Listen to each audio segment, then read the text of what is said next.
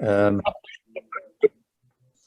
Welcome to ILO-Chair 4th edition at FEUC. Firstly, I should say a few words in English, especially to say welcome to our speakers, David Mosler and Fernanda Barreto. Thank you for your participation. Thank you for coming. Child labor and the work in the automotive sector in Portugal are main topics in the current debates of labor law and sociology, and at FEUC we have a high tradition on sociology of labor and on the debates in general of economic and sociological issues. Thank you for coming. Thank you for your participation. Thank you for the audience. Not bad, 25-30% for now. So we expect to improve the number of persons in the audience. Thank you.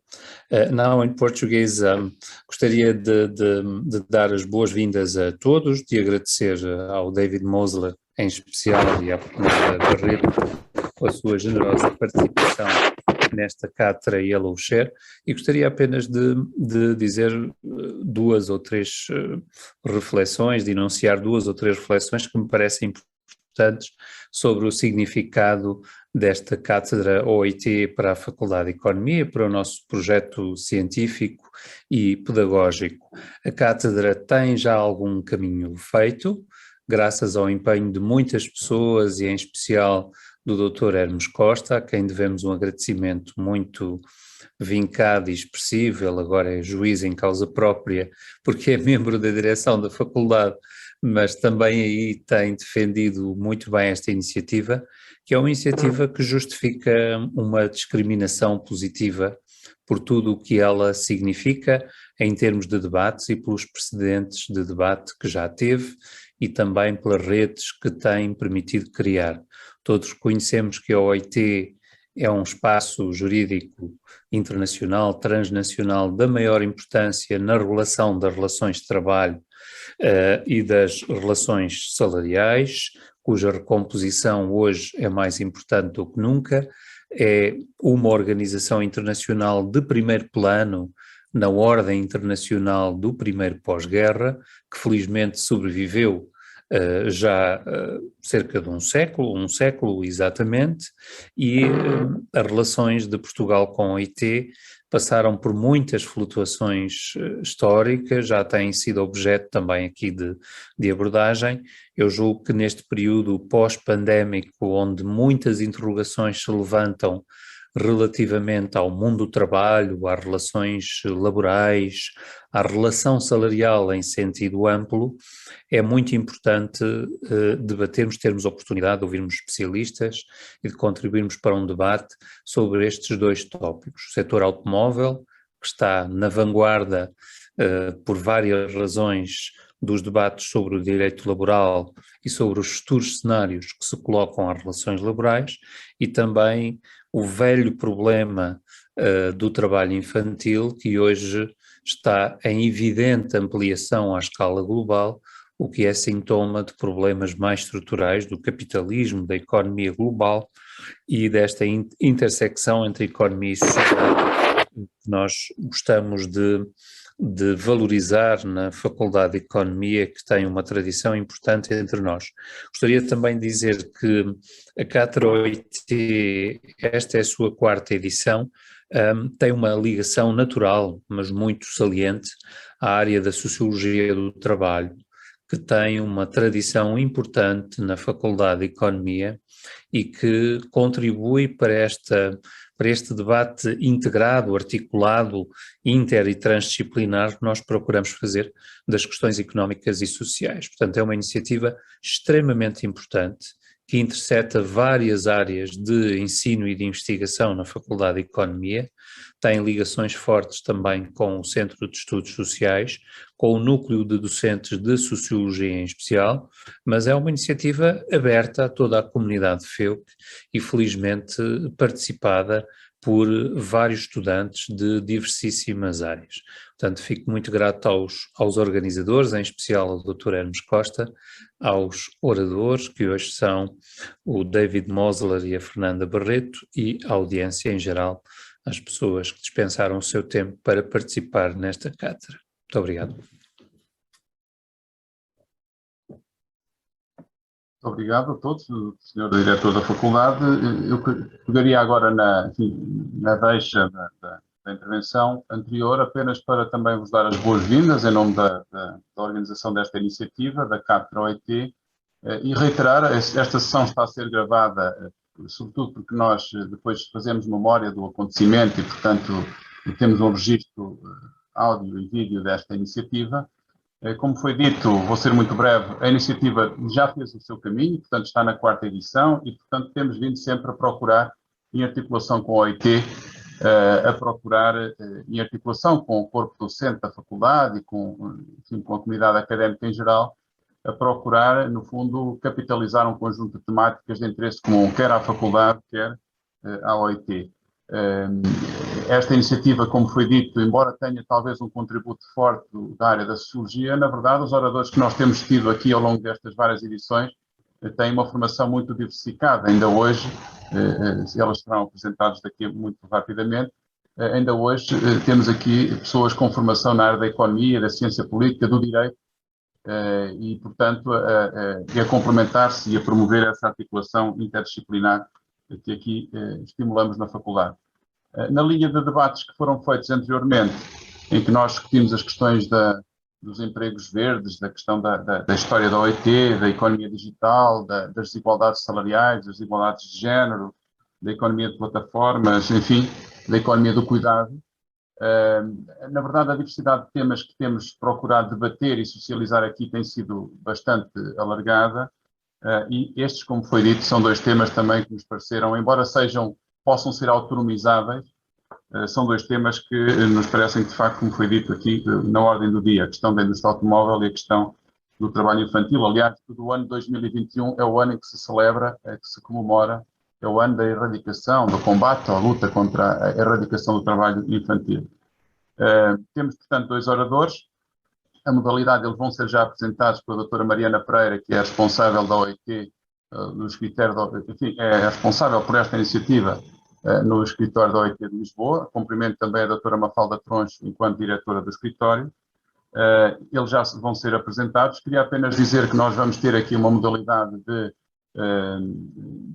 cada seminário terá cerca de 30 a 40 minutos, sensivelmente, ao qual se seguirá um espaço de perguntas de debate, que poderão ser formuladas no chat e para depois poderem ser respondidas, e dialogando com cada um dos oradores. E pronto, muito obrigado por terem vindo, espero que seja uma sessão frutuosa para todos, e passo a palavra então à doutora Mariana Pereira, da OIT Lisboa, que vai apresentar os oradores. Muito obrigado. Muito obrigado, boa tarde a todos. Cabe-me a mim apresentar, sem mais demoras, os oradores desta 4ª edição da Cátedra OIT, aproveitando, no entanto, a oportunidade de agradecer, em nome da OIT Lisboa, à Faculdade de Economia da Universidade de Coimbra, na pessoa do seu diretor Álvaro Garrido e vice-diretor Hermes Costa, o entusiasmo com que têm acarinhado a Cátedra OIT ao longo dos anos e o empenho na mobilização de públicos para estes temas que são atuais e julgo que de interesse comum. Começando pelo primeiro orador, David Mosler é investigador da OIT no Departamento Regional para a Europa e Ásia Central, baseado em Genebra, no âmbito do qual tem estado envolvido na produção de investigação aplicada, focada nos desafios do mercado de trabalho nesta grande região. Mais recentemente esteve a coordenar um estudo que investiga o futuro do trabalho no setor automóvel em Portugal, do qual nos falará hoje, e tem desenvolvido ainda investigação sobre o papel do diálogo social na gestão da pandemia da Covid-19, bem como sobre a escassez de mão de obra nos países da Europa Central. Antes de se juntar à OIT, trabalhou também como investigador para a Comissão Europeia, como técnico de cooperação para o desenvolvimento no Cáucaso do Sul. Estudou Economia e Ciência Política em Nova Iorque, Londres, Lund e Malmö. Segunda oradora, neste caso, neste que é o Ano Internacional para a Eliminação do Trabalho Infantil, temos a honra de ter connosco Fernanda Barreto, que tem mais de 20 anos de experiência no desenvolvimento de programas de cooperação internacional, com especial enfoque no tema do trabalho infantil, não apenas no Brasil, mas também em muitos outros países, nas Américas e em África. É atualmente, e desde 2009, coordenadora do programa Cooperação Sul-Sul OIT Brasil, no escritório da OIT em Brasília, e entre outras atividades foi peça-chave na organização da terceira Conferência Global sobre o Trabalho Infantil em Brasília, em 2013, bem como na sedimentação da Iniciativa Regional América Latina e Caribe Livre do Trabalho Infantil, pela qual recebeu, juntamente com outros colegas, o prémio da OIT em 2019. Atualmente coordena também o projeto global Algodão com Trabalho Decente, em português nós traduzimos trabalho digno, implementado no Paraguai, no Peru, no Mali e em Moçambique. Fernanda é formada em Relações Internacionais e Direito com MBA em Desenvolvimento Sustentável. E, sem mais demoras, passaria então a palavra ao meu colega David Mosler. David Mosler, the floor is yours. You can share your screen. Muito obrigado e obrigado pela participação de todos. Thank you very much. All right, I will start with the screen sharing. I guess you now see, voila, here we go. Now you should see, hopefully, the presentation. All right, so, well, thank you for having me and for the friendly introduction. I understand that this Cátedra has become quite an institution, so I'll try my best not to disappoint and to be reasonably brief, although I will be talking about a rather lengthy report of about 150 pages, which we will release early next year. So today I will be talking to you about the future of work in the automotive sector in Portugal. Now, you may be asking yourself, why this sector? Why is it interesting to look at? Well, I think because it epitomizes some of the crucial challenges of our time, such as the interaction between climate change and the economy, the impact of technology on workers and consumers, and both the strengths and the pitfalls of globalization, which we saw especially now during the pandemic period. We can therefore look at what is happening in the sector as a case study for some of the broader structural transformation trends affecting the global economy and our societies. The work I'm presenting to you is work in progress, so I want to disclaim that in advance. And it stems from a report that the Portuguese Prime Minister requested from the ILO prior to the COVID-19 pandemic. While the time of the request is not the reason for this, I nevertheless want to disclaim that the COVID pandemic, despite its grave impact, will not really be a focus of our discussion today, nor is it really a core element of the report. So I want to say a few words on this before diving into the main aspects of our report. But first, let me give you an overview of what I want to present to you today. I will start with a characterization of the automotive sector in Portugal and its place within the European production network.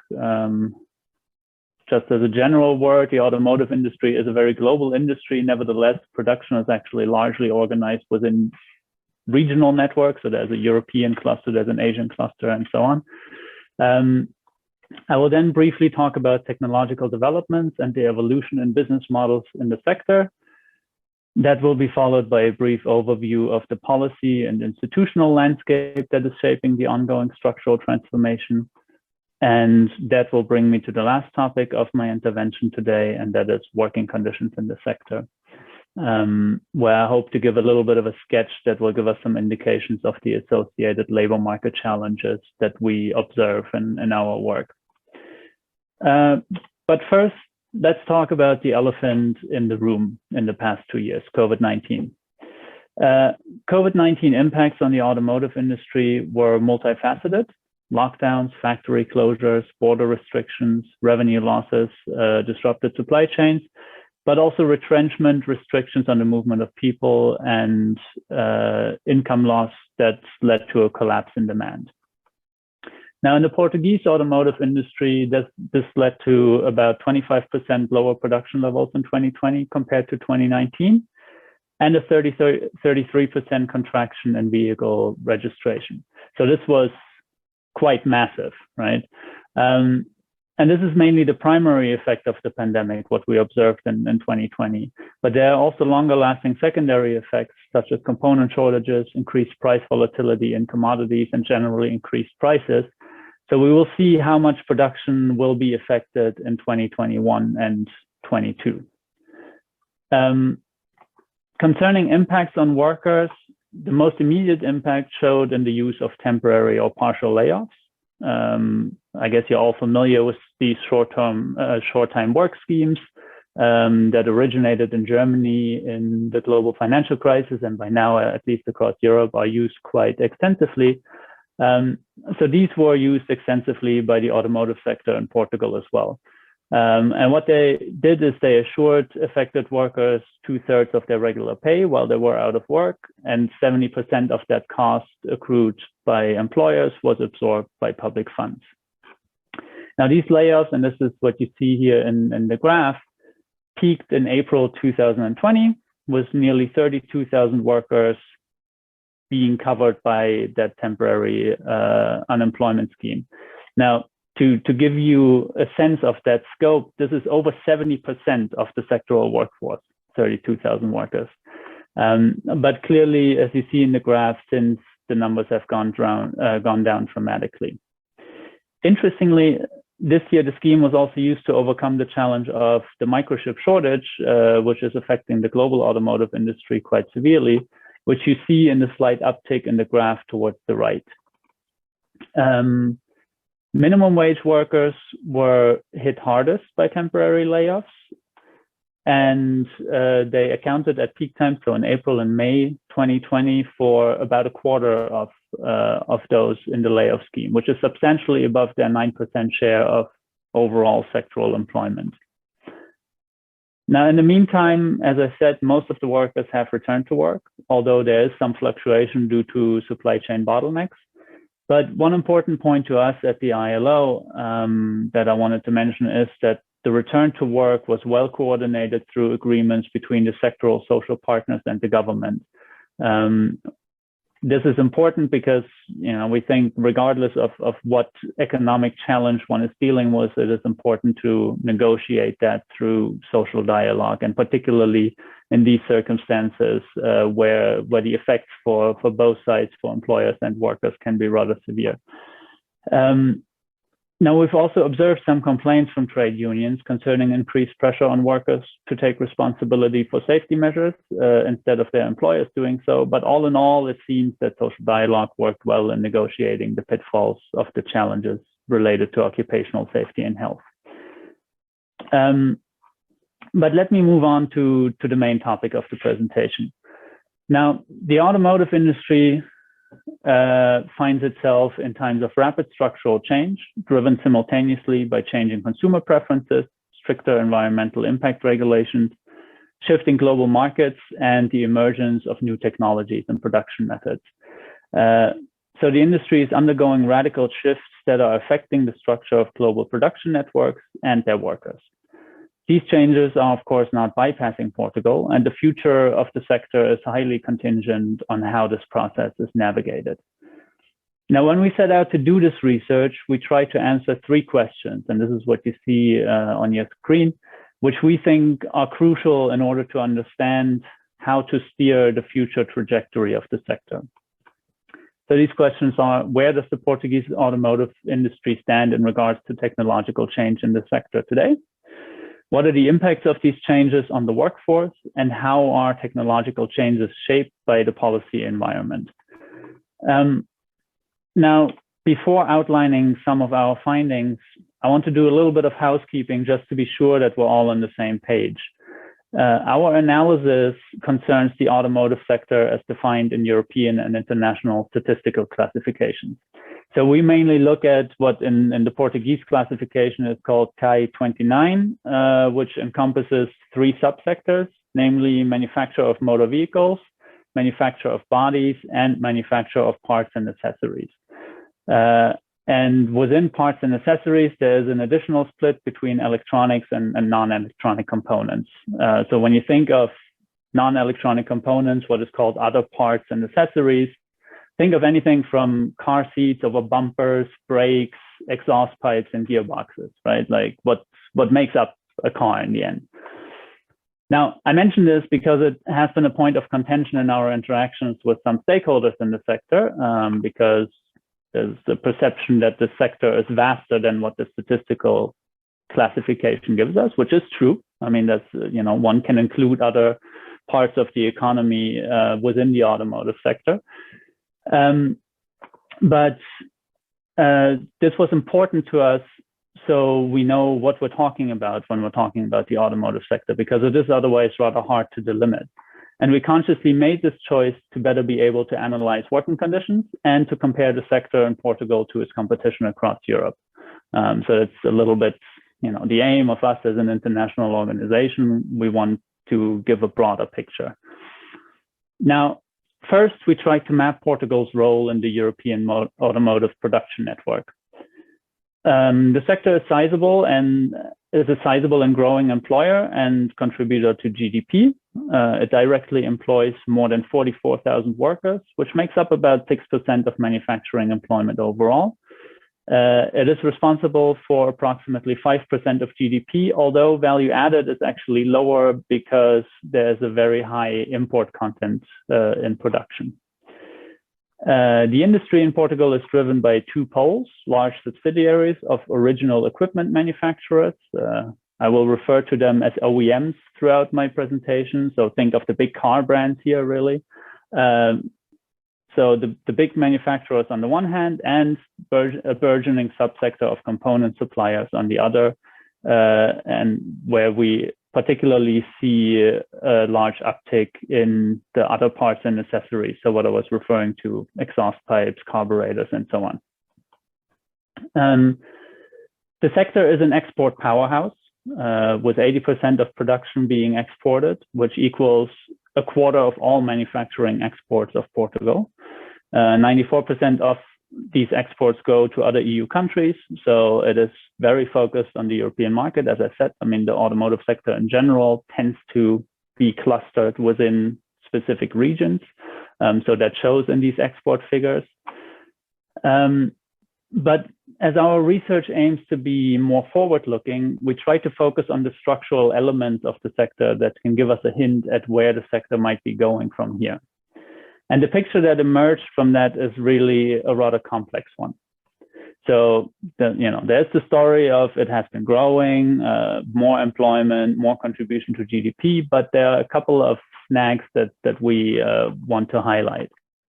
So the sector is highly connected to the European market, which shows in its strong export performance, as I said, but also in the high import content that drags on value added. It is also highly reliant on foreign direct investment, and decisions are driven by foreign ownership. So nearly 10% of firms in the sector are foreign controlled, accounting for over 88% of production. So especially the large firms in the sector are foreign controlled. Both of these figures are substantially higher than in overall manufacturing.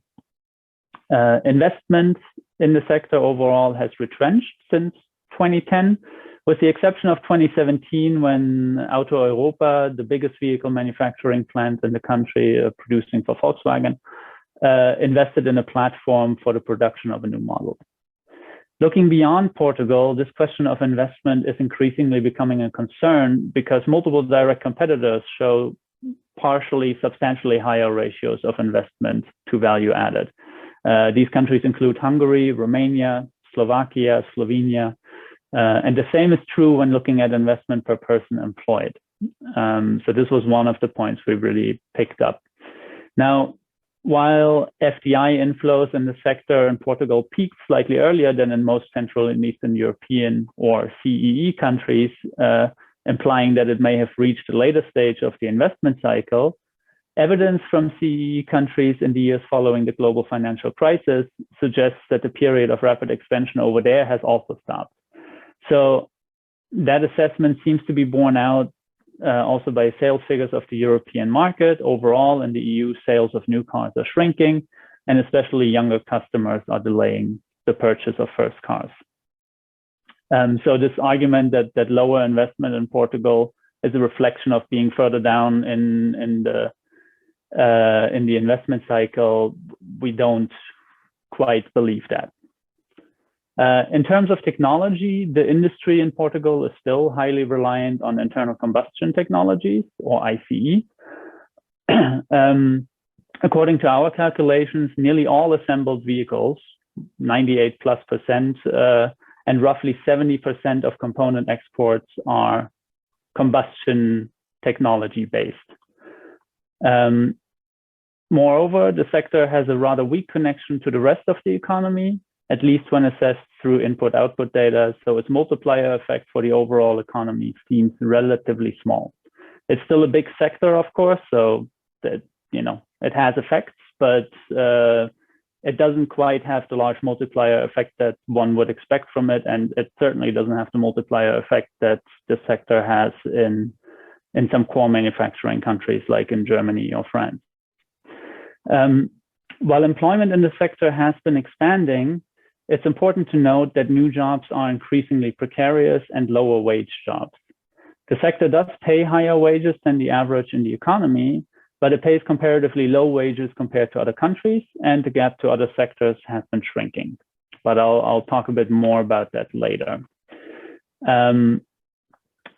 Now, considering all this and following existing literature, Portugal very neatly fits the picture of a so-called integrated periphery of the sector in Europe, compared to the core automotive manufacturing countries such as Germany, France, Italy, and the UK. To visualize what that means, I'm here showing you a stylized value chain smile curve. The curve provides a graphical representation of the relative contribution of the various stages of production to value added. So it illustrates that pre-production activities, what you see on the left of the curve, which includes R&D, product development and design, and post-production activities, so what you see on the right of the curve, such as marketing and sales, yield substantially higher value added than production activities encompassing logistics and manufacturing. The various functions along the smile curve are geographically distributed within the European region, with countries specializing to different extents in different functions. Now, Portugal clearly specializes in production, so it falls in the dip of the curve, the middle of the curve, representing the lowest value adding segment of the value chain. To demonstrate what this means in reality, I'm going to show you a spatial representation of the European automotive production network, illustrating this core periphery dynamic by showcasing a measure of value chain positioning.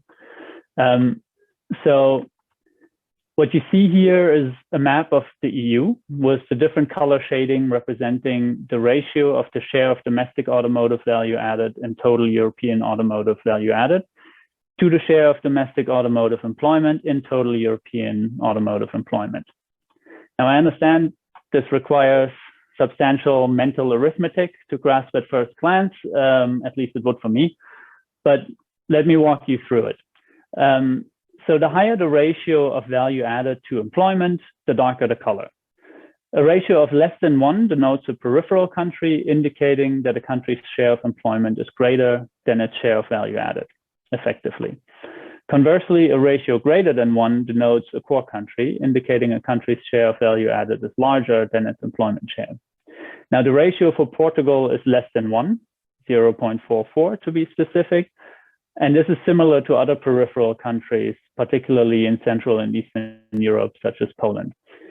You also see that core countries have a much higher share of value added over employment. So you see the dark countries, high value added compared to their size of employment, and the light colored countries, high employment, relatively low value added. So this neatly summarizes the peripherality of Portugal, as well as the fact that peripheral locations tend to be active in lower value added segments of the value chain. That is at the bottom of the value chain smile curve that I showed you on the slide before. A country like Portugal, consequently, has a large stake in regard to prospects from technological, product and process changes, as well as organizational changes. Further automation could enable production and jobs to shift back to core locations, commonly referred to as reshoring, eroding the importance of labor costs in location decisions, right? So the more technology can replace labor, the more interesting it becomes for these large firms to reshore their manufacturing.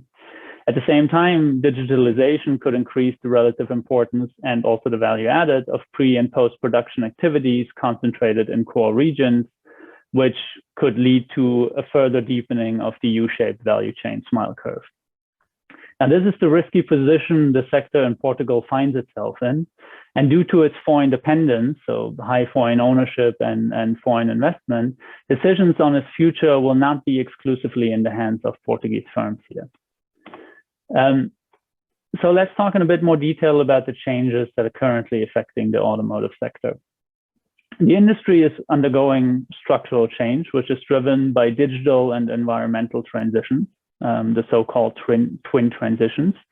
At least that's the term that the European Union, the European Commission tends to use. And technology is really more of an enabler to navigate the environmental transition. But it's important to highlight that technology is not the driver of this structural change. So this is different to previous iterations of structural change within industries, right? Instead, the twin transitions are a catalyst driving technological change in products, manufacturing processes, and business models. Now, I don't want to bore you with a lengthy description of specific technological changes in the automotive sector, but it's important to clarify a couple of key points to have a better understanding of what is changing, what might change, and what is unlikely to change in the Portuguese context. The first major distinction is between new technologies in production processes versus products and services. Production processes are transformed by automation, new materials, tech-assisted work, and digitalization. New products, on the other hand, include electric vehicles, modern batteries, software-driven system integration, maybe at some point autonomous vehicles, and so on. So looking at production processes, the two main developments are automation and digitalization. Whereas automation typically refers to the automatic performance of tasks by robots that were previously performed by workers, digitalization refers to the creation and the use of data to link and improve machine systems and work processes. Now, the line between automation and digitalization is becoming increasingly blurred. We're not only talking about the installation of industrial robots anymore, but about digitally enabled technologies commonly summarized under the term of Industry 4.0, right? So this includes cobots, which are robots working together with humans. It includes exoskeletons, drones, automated guided vehicles, and so on. So it's a whole new type of technology that's integrating automation and digitalization at the same time. So where does the Portuguese industry stand within this structural transformation? Well, at this point, it looks like it has some catching up to do. While the automotive sector has been a global frontrunner in robotization and robot use has leveled off at a relatively high level in Portugal, the sector remains rather labor intensive in the country. So this is what I showed you with the map a few minutes ago, right? Where you saw the light shading on Portugal in comparison to some of the core countries. Technology adoption of Industry 4.0 technologies is comparatively low, and there are few technological developments generated within Portugal. So it's not the most innovative sector in Portugal, that's clear.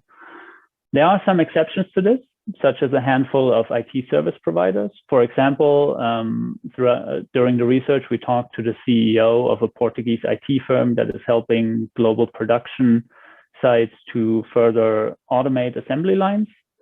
And we have also observed some real-time data analytics displayed on shop floors and factories. But broadly speaking, technology adoption is slow and very uneven. So it's mainly happening in the larger companies, not so much in the small companies. And the vast majority of enterprises in this sector are SMEs.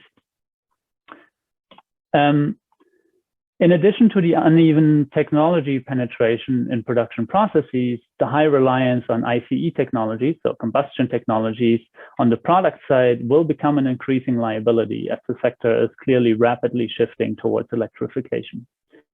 Between EU and national environmental targets and the pronouncements of OEMs to lower carbon footprints, adaptation periods for the sector, particularly for suppliers, will be very short indeed.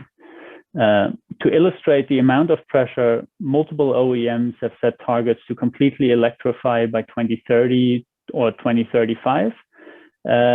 Now, with lead times for the introduction of new technologies often around 3 or even 4 years, you can imagine how fundamental of a change this is going to be. When the year, well 2021 is nearly over, add 4 years to that, where in 2026, by 2030, they have to be completely emissions-free. So this is the type of pressure that the sector finds itself in. Moreover, predictions are that the value chain smile curve alluded to earlier will become deeper. That means more value creation will take place in the development of digital technologies and after-sales services, in both of which the Portuguese sector is currently not really deeply involved. Therefore, the fundamental question is really twofold. Can Portugal attract decarbonized vehicle manufacturing at a larger scale? And can it upgrade its place in the value chain? Now, there are promising niches such as Toyota Caetano and Mitsubishi Fuso, but with passenger vehicles, there are no clear promises yet on new production lines for electric vehicles. And as over 70% of supplier production is directly reliant on combustion technologies, as I said, the shift that is needed is really a massive one. Now, with new technologies, business models are changing as well. This is neither a new phenomenon nor is it exclusively driven by technology, but technology does play a crucial role by facilitating new business models, by reinforcing old ones, and by creating new business opportunities in form of products and services. So the first aspect to highlight is just how centralized decision-making in the automotive sector is. OEMs, headquartered in Germany, France, and so on, are driving change in products, processes, and business models, and often directly enforce their strategies on local subsidiaries and tier one suppliers. So, when you think of a tier one supplier, if you're not familiar with the industry, this is, a company like Bosch that is not producing cars, but it is producing crucial elements of cars. And Bosch has a subsidiary in Portugal as well that is producing for the automotive sector. And these tier one suppliers have very strict contracts with the original equipment manufacturers. But OEMs also enforce changes indirectly through product and process specifications. So they really, in very much detail, require firms to produce to their standards. And through that, firms essentially have no choice but to follow what decisions were made in a Volkswagen headquarters in Wolfsburg, for example. Now, OEMs have put an effort into increasing flexibility and reducing slack that transpires throughout the supply chain. This has fundamental repercussions on working conditions. And while the Portuguese sector has benefited from this outsourcing initially, which is one of the ways OEMs increase their flexibility, this dependency on central decision makers is also a reason for the prevalence of fixed-term contracts, agency work, and other not so positive aspects in terms of the quality of work that I will return to a bit later. Now, on the product side, managerial models have largely aligned around the principles of lean manufacturing and just-in-time production. These paradigms can further benefit from automation and digitalization, both of which can aid process control and increase the information flow about production. They also open the door to more control from the outside, especially on logistics and process data, which is increasingly shared along the supply chain. In this sense, they are ripe for the application of Industry 4.0 technologies. Now, multiple car manufacturers in core countries are investing heavily in upscaling data collection and analysis in attempts to essentially establish Internet of Things within their supply chains, right? So looking beyond Portugal and at the global industry, value capture is increasingly driven by diversification, financialization, servitization, and new tech alliances. So there's this structural shift within the industry overall, right? And in many ways, this is to the detriment of the sector in Portugal, which employs a much more traditional model that is focused on assembly of cars, effectively. So to give you a glimpse, the share of financial assets and overall assets within Portuguese firms is very low compared to core countries.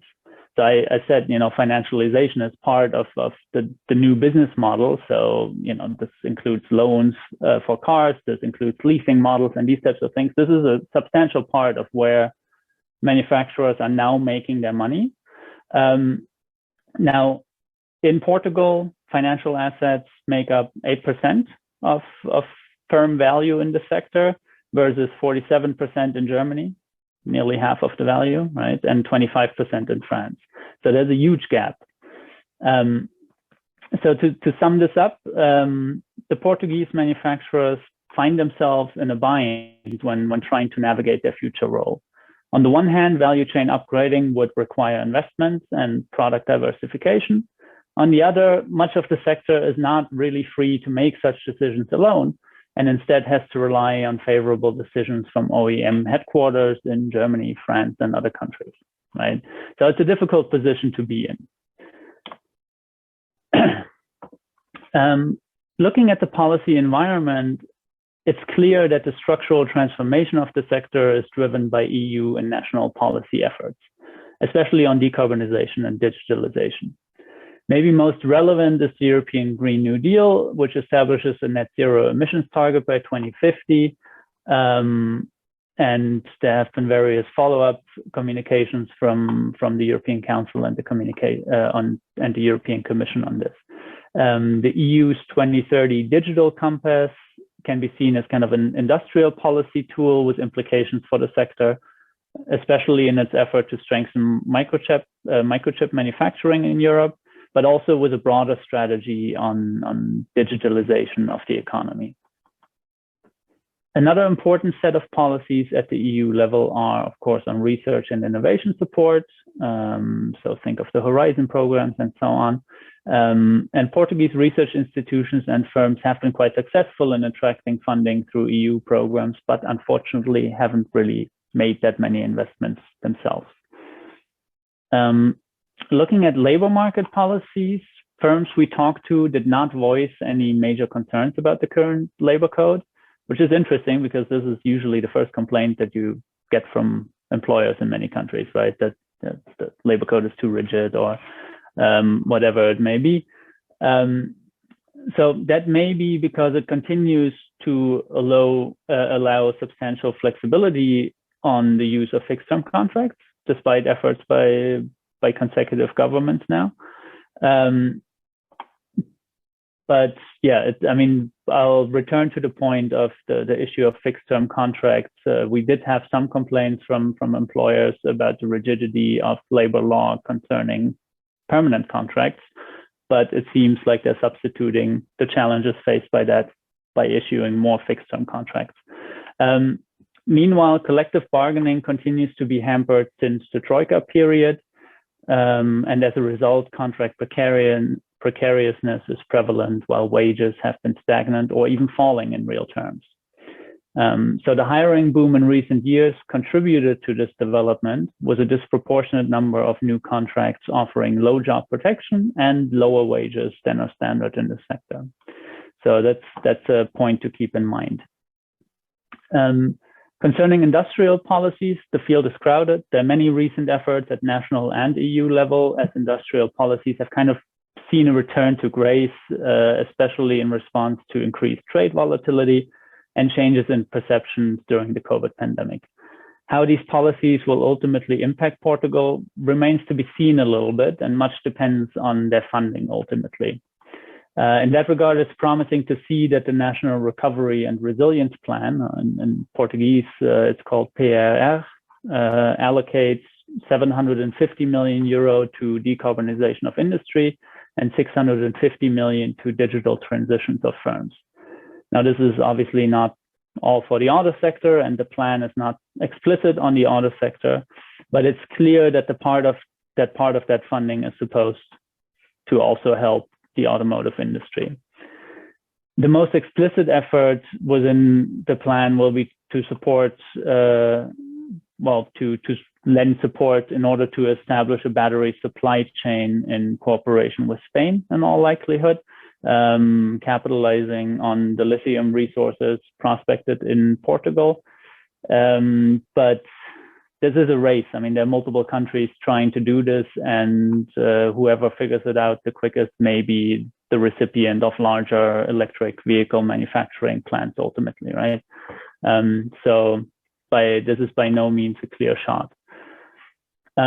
Having in mind all the things we discussed so far, the position of Portugal in the European production network, the evolution of technology and business models, and the policy environment impacting decisions of the sector, looking back at past developments may not be sufficient to extrapolate trends for the future. Nevertheless, the sector showed substantial employment growth in recent years, as I said, which is reason for the hope that it will continue to play a strong role in the economy. The diversification in components is a particularly promising sign, despite the current high reliance on combustion-dependent technologies, because these firms often develop more locally and without the major foreign direct investment injections. Now, what can we say about this employment growth? It's mainly driven by other components, what I referred to in the beginning, exhaust pipes, steering wheels, and so on, and by vehicle assembly. In other components, we see increasing diversification and growth of a couple of major suppliers. In vehicle assembly, much of the growth stems from the introduction of a new model assembly line at the Volkswagen plant, Auto Europa. Much of the new hiring, nearly half to be specific, took place on fixed-term contracts, increasing inequalities within the workforce in this sector. And this manifests itself in the wage distribution, where there are substantial differences along contract types, as well as a strong gender pay gap. I won't go into too much detail about this in light of time, but just be aware that there are various pull factors.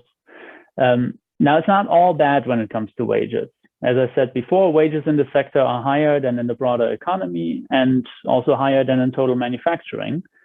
Nevertheless, in relation to both of those, manufacturing and the overall economy, automotive sector wages have been falling in real terms since 2015, coinciding with the hiring spree of the sector effectively. This is what you see in the graphic on the left here from 2015. The yellow bar is dropping off substantially in comparison to the total economy and manufacturing. So that's a concern.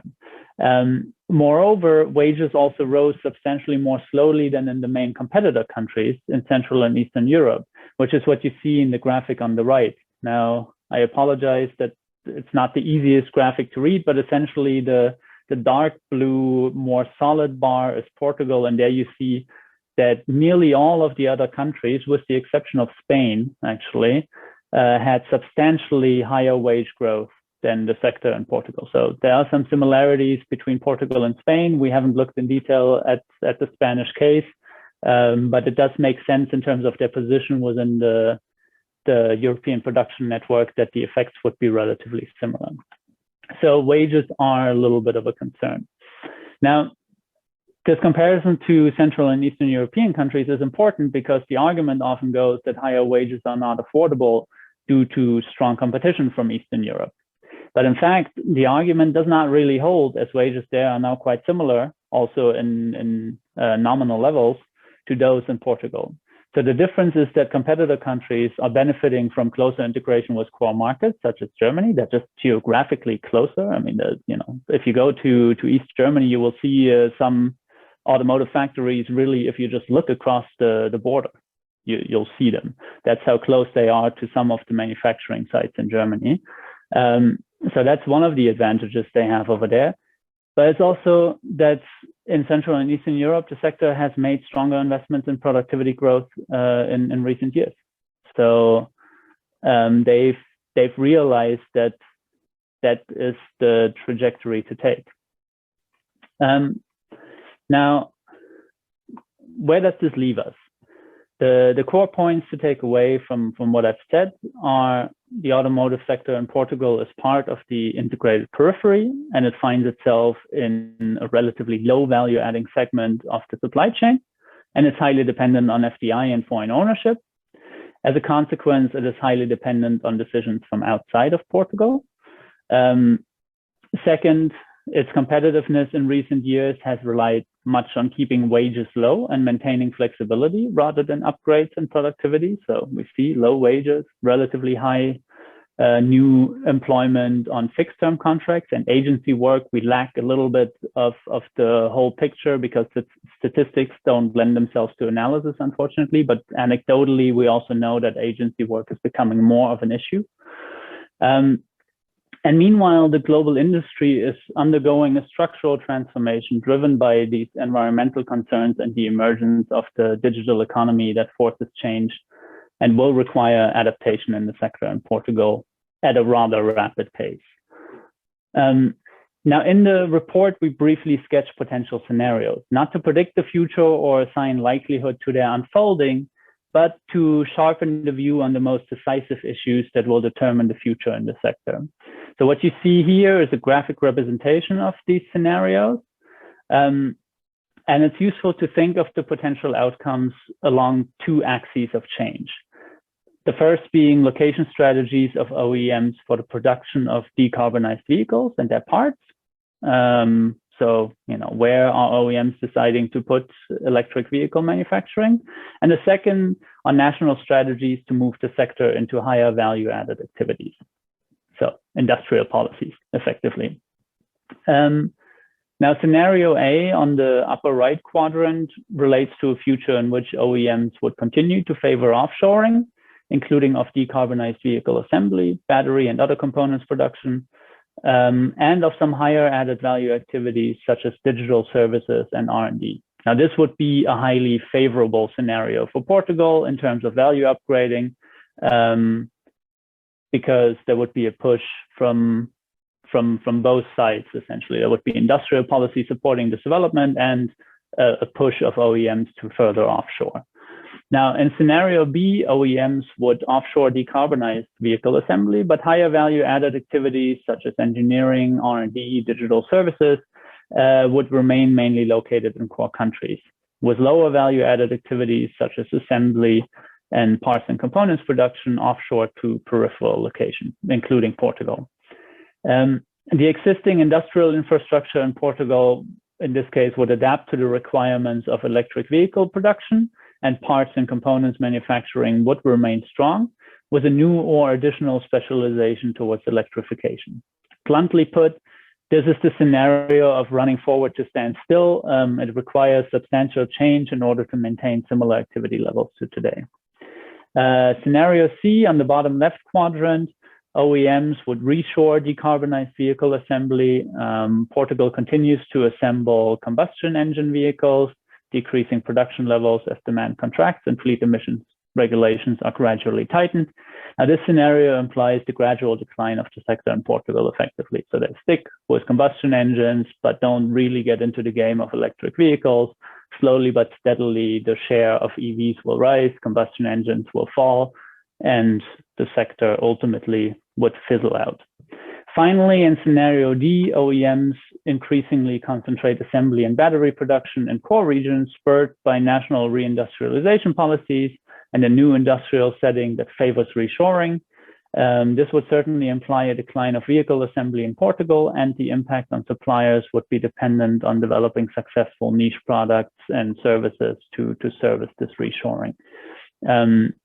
Now, I could have touched upon more topics from the report, questions on skills, occupational safety and health, the impact of technology on the routines of workers, but I need to stop somewhere. As I said, it's a long report, so I won't dive into the policy recommendations either, as we want to keep a little bit of ammunition for the launch of the report, which will be at some point next year.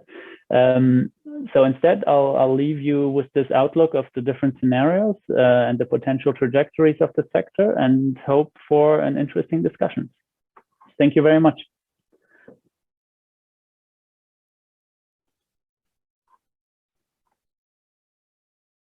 Thank you, David. The floor is open to questions. Poderão colocá-las no chat.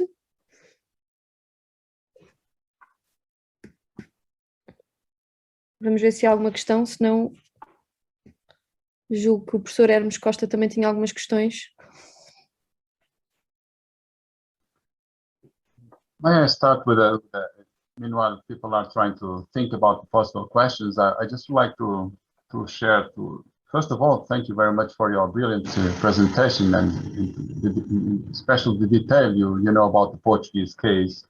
I would only raise one or two questions. I would say not much more focus on the Portuguese case, but also on the Portuguese case. But I would say in a more broad sense. I think that we are in the face of, let me see, in the face of and I guess tomorrow there will be a seminar in Lisbon about this subject. But we are in the face of a double transition. On the one hand, automatized, and I would say technological transition, and on the other hand, an environmental transition. And how would you place, for instance, the autonomy of workers within this double transition, the technological one and the environmental one? Because in one sense, I think these transitions are similar, are side by side. Because when you talk about decarbonization, in a sense, it seems that we are talking about I would say an issue of a new mentality, an issue of a new cultural turn, and which is very I would say difficult to implement. But on the other hand, when you talk about the technological transition, you also talk about inequalities. I think that you have said here, for instance, that technology is enabler, but it's not a driver. You have also said that automation is spreading, but is unequally, or it's not. It doesn't produce it in a uniform way. So how would you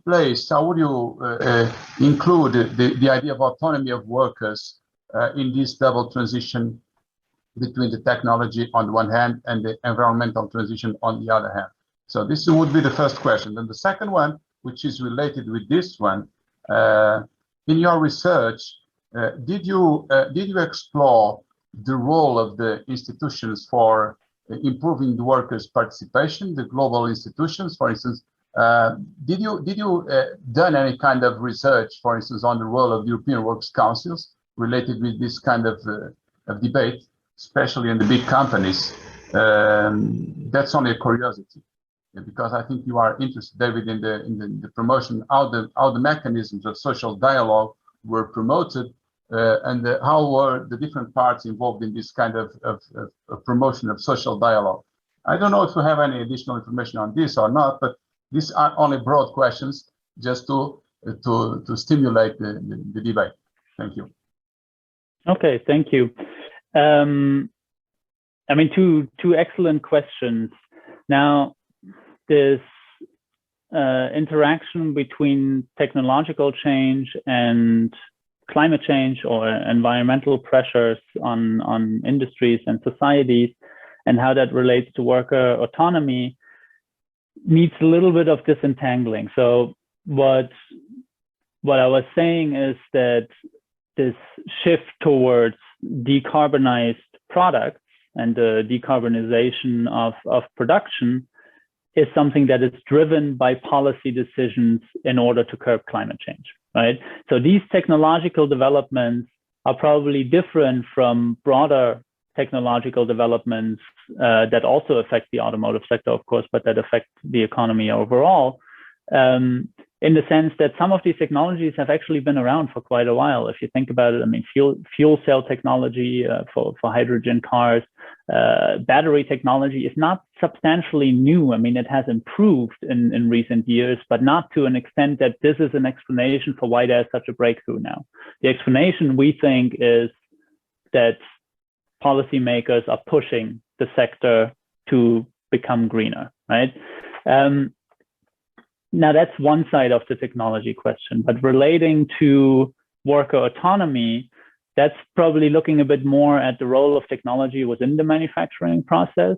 And there, it's complex, because we have, on the one hand, a sector that has been the front runner in automation for decades. I mean, since the 70s and 80s, really, was when Toyota first established this just-in-time model and lean manufacturing model. This has spread to the whole industry globally.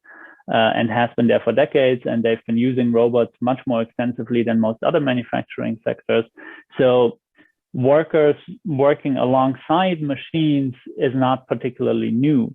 But in a way, the firms are tightening the screw further and further because they're worried about their margins, right? So because there's such centralized control in this sector, and that centralized control is asking their peripheral manufacturing sites. So this is, Volkswagen in Wolfsburg asking Volkswagen in Portugal to improve their production figures every year. Now, this obviously has implications for just the speed of work that is required. So part of that can be absorbed by additional automation, but often it is absorbed by just increasing efficiency with what is there. And this is also what we observe in the Portuguese case, because investment in new technologies is relatively low, with the exception of some of the larger factories, right? So that is a concern. And I mean, I can tell you anecdotally, we had some discussions in one of the factories, and Mariana was there, concerning a long-standing battle for years now, where workers are asking to extend a break that I think is currently 8 or 10 minutes, because it's just not sufficient to do anything in that time, right? So they get this structured break and they have to go, and it's barely enough for smoking a cigarette or having a drink or using the restroom. And the problem is, this is imposed by technology, of course, because stopping a production line is very costly for the firms. So from that perspective, yes, technology, and particularly manufacturing technology, is putting pressure on worker autonomy. At the same time, the way how technology is used now, and this is also a little bit of a change in the approach that firms are taking to workforce management, is they're trying to encourage a little bit more rotation, so people are not always in the same positions within the firm, and instead they experience a bit more autonomy and diversity through that. Does that make up for the pressure that is imposed by assembly lines? Probably not, but just to say that there are a couple of aspects to look at. Now, the role of promoting social dialogue, I'm not sure whether you asked specifically about the role of technology in that regard. I would turn it around. So, social dialogue overall has obviously eroded a little bit in Portugal, especially since the Troika period. So that is a concern. Overall, the automotive sector still is more organized than most other sectors, and there are collective agreements, but most of them are quite outdated. So that's one of the things that we point to in the report as well. But not only are they outdated, one of the major challenges we observe is that navigating this transition, including the technological transition, is absolutely absent from social dialogue. And this is one of the big struggles of trade unions in Portugal and in other countries. They would like to be at the table in order to negotiate how new technologies are implemented and how this is affecting the workforce, but usually they're presented with a fait accompli. This is the technology we're going to use. Now, that's not on the negotiating table, right? And also, trade unions are often not really equipped to fully assess the impact of certain technologies. So this is one of the areas where capacity building is certainly needed, and where a change in mindsets is needed, that social dialogue should not just be the strict collective bargaining sense of negotiating working hours and wages, but that there's more to be discussed. If that answers your questions. Thank you. We have one question in the chat, Tiago Pezzotti. What are the main barriers for the transition from ICE to EVs in the European market? Well, battery production is the first one. So I wouldn't necessarily say that there's a fundamental barrier to shifting to EVs. What the shift to electric vehicles will do is probably centralize the industry more. And that's a challenge for Portugal, right? Because the way how this has been approached is that it's just logistically, financially, it makes more sense to assemble batteries at a vast scale. So usually they place gigafactories close to the largest assembly plants, and that poses the risk of smaller assembly plants being closed down. And that's partly because of the question of scale, that it just is more profitable to produce at that scale. There's also a question of logistics, because batteries are particularly heavy, so transporting them over longer distances to different assembly plants has huge cost implications. So this is why it would be paramount for the sector in the long run in Portugal to actually be close to battery manufacturing plants, or even have them in Portugal, because that will be probably the crucial bottleneck that determines how the sector within Europe is reshuffling itself. Otherwise, in terms of barriers to transition, I mean, obviously these are different technologies, so it depends a little bit on what types of firms you're talking about. One part of the industry that was quite substantial in Portugal, but has been losing out in this transition already, is, you know, like more traditional cabling industry. Now, you would think that electric vehicles obviously need lots of cables, but it's just because it's a very different type of skill level required, a very different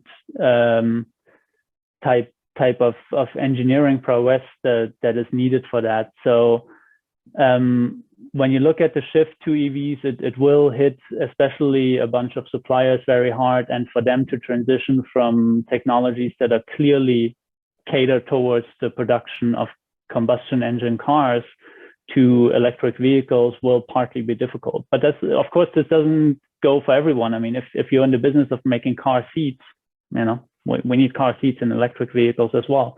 But overall, from an employment perspective, the challenge is that electric vehicles have less components, hence they need less assembly work, less workers involved.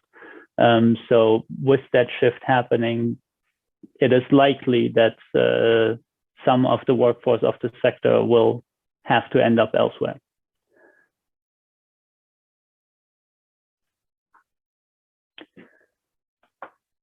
Any other questions? Or also in light of the time we have, I don't want to cut into Fernanda's time.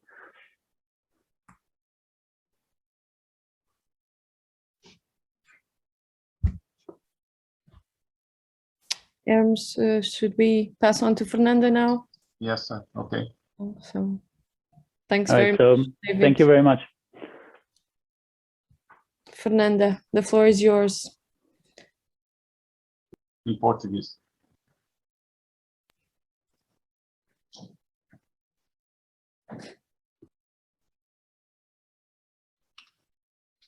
Muito obrigada. Vocês conseguem ver a minha tela? Sim, sim. Bem, em primeiro lugar, é um prazer estar aqui com vocês. Eu estou muito feliz de participar desse processo, dessa cátedra que já vem sendo realizada há alguns anos, e falar de um tema que, para mim, é muito caro, é um tema do qual eu gosto muito e venho trabalhando nos últimos anos, que é a situação do trabalho infantil. E a ideia aqui é conversar com vocês um pouco sobre o que é trabalho infantil, o que os dados e as estimativas globais recém-lançadas pela OIT e Unicef mostram sobre o tema do trabalho infantil e qual é a experiência que nós temos em um projeto muito específico de cooperação Sul-Sul, que é o projeto Algodão com Trabalho Digno. Vou usar o termo digno em homenagem aos portugueses. Nós, aqui no Brasil, chamamos algodão com trabalho decente. Bom, então, em primeiro lugar, quem é considerado criança, né? Criança, para efeitos das convenções com as quais nós estamos trabalhando, tanto a Convenção 82 da OIT quanto a Convenção das Nações Unidas sobre os Direitos da Criança, aplica-se a todas as pessoas com menos de 18 anos, ou, em alguns casos específicos, quando a maioridade é alcançada por alguma via legal. Então, essas são as crianças, todos os que estão com menores de 18 anos, né?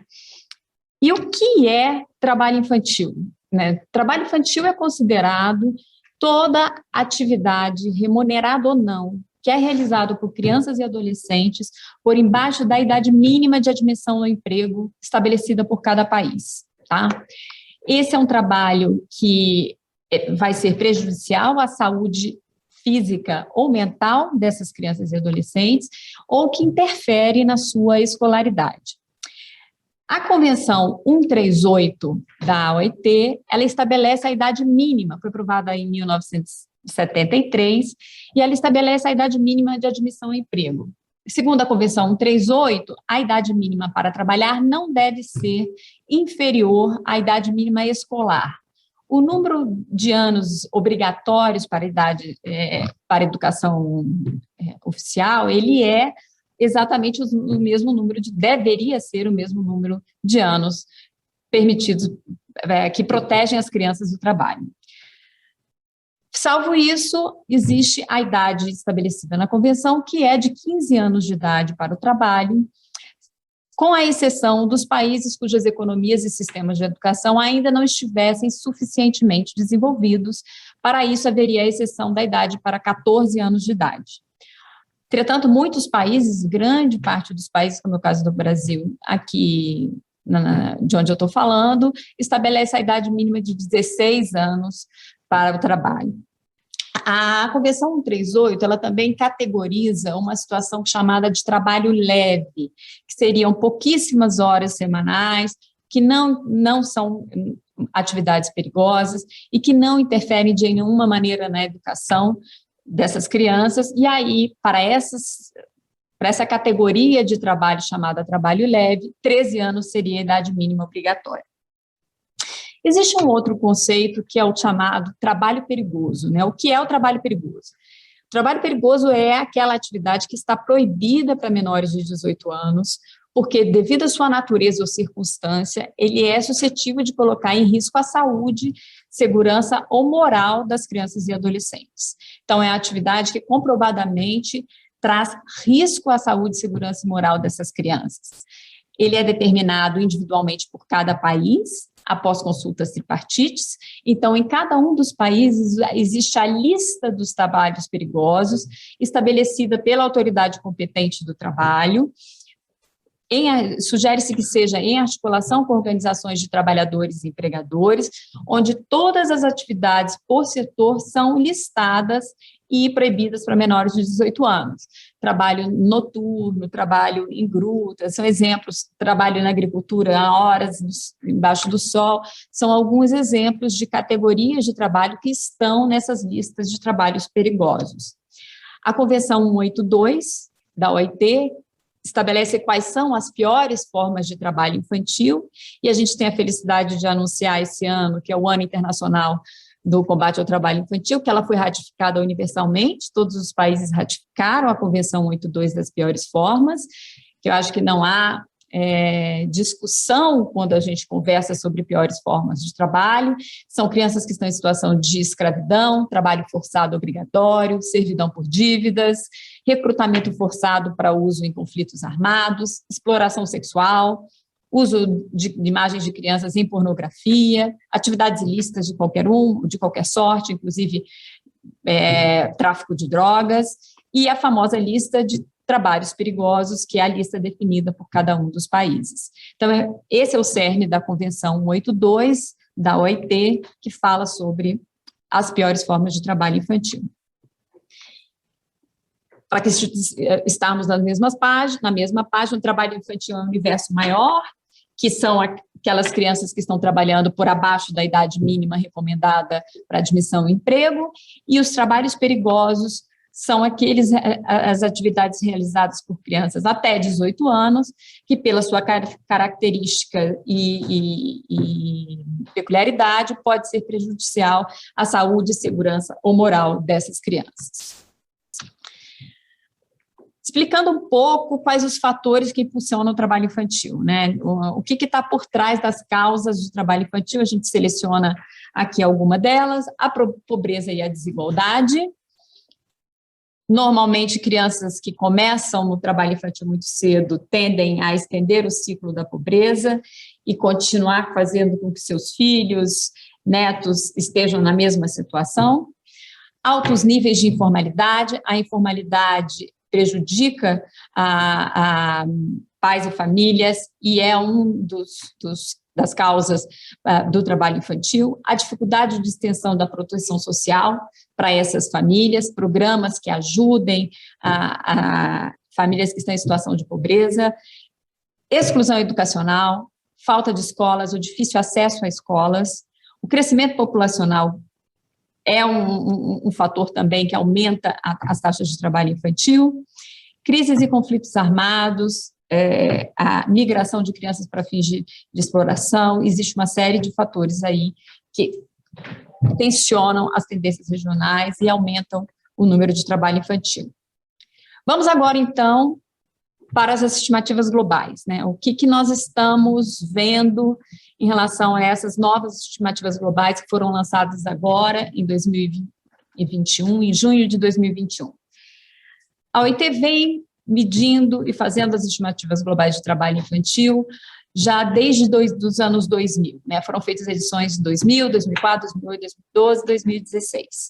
Essa de 2020, foi a 6ª edição, realizada pela primeira vez em parceria com a Unicef. A OIT e a Unicef são agências que lideram a meta 8.7 de eliminação do trabalho forçado e trabalho infantil, dos Objetivos de Desenvolvimento do Milênio. Então, juntas, envidaram esforços para fazer essas estimativas. Houve um esforço de compilação de 106 conjuntos de dados nacionais, que cobrem cerca de 66% da população mundial de crianças de 5 a 17 anos, mas são estimativas pré-Covid. Os dados que nós vamos observar hoje são dados antes da epidemia do Covid, e eles vêm, como eles foram feitos e finalizados durante a epidemia, vêm com uma simulação de qual seria o impacto do Covid-19 no trabalho infantil, caso medidas específicas de proteção social não sejam adotadas imediatamente, tá?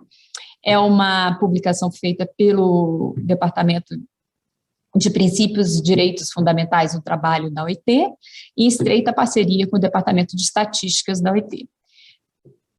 O que mais temos nessas estimativas de trabalho infantil para 2020? Quais foram os modelos e quais são as categorias que estão envolvidas? Crianças empregadas, dados sobre trabalho infantil, trabalho perigoso, trabalho doméstico, um esforço para monitorar as metas 8.71 e 8.72 dos SDGs, a situação de emprego, as categorias de empregados, trabalhadores por conta própria e trabalhadores familiares contribuintes. A frequência escolar foi medida, se está frequentando a escola e não frequentando a escola, e o ramo de atividade econômica, é agricultura, indústria e serviços. Essas são as categorias das estimativas de 2020. Em relação ao Covid-19, o impacto da Covid-19 no trabalho infantil, preciso a gente estabelecer algumas referências. O cenário inicial e a ideia inicial é de que o efeito da pandemia no trabalho infantil ele é muito complexo e é uma perspectiva muito dinâmica que envolve vários fatores, né? O lockdown, no primeiro momento, ele pode, ao impedir a atividade, ele pode ter tido um impacto de reduzir o trabalho infantil no primeiro segundo, né, das estatísticas. Entretanto, como vai haver houve uma piora das condições econômicas e sociais de grande parte da população, isso pode acabar traduzindo em um aumento do trabalho infantil considerável. Para fazer essa projeção, nós estudamos os dados da projeção da pobreza que foram elaborados pelo Banco Mundial. Então, há uma projeção feita pelo Banco Mundial e, a partir desse cenário que nós elaboramos as possíveis políticas que são importantes serem realizadas e introduzimos o que poderia acontecer de mudança na política da proteção social.